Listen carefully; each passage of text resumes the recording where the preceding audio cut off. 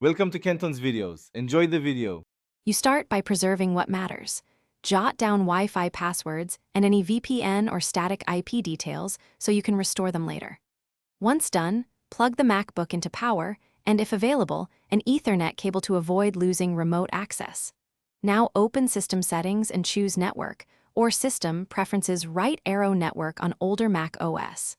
This gets you directly to the interfaces list where the reset actions will be performed. It's faster and reduces guesswork.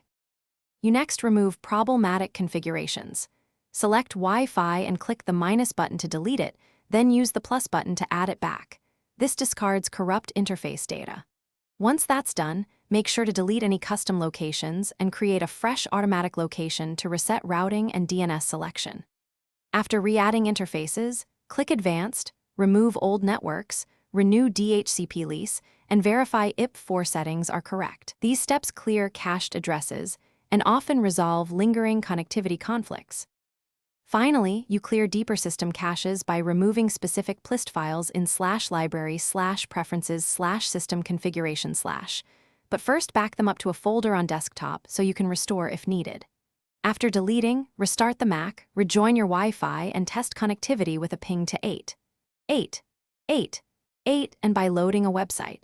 If problems continue, reboot the router and, as a last resort, reset SMC or NVRAM. These steps resolve firmware or power. Thanks for watching. Consider subscribing if we helped you.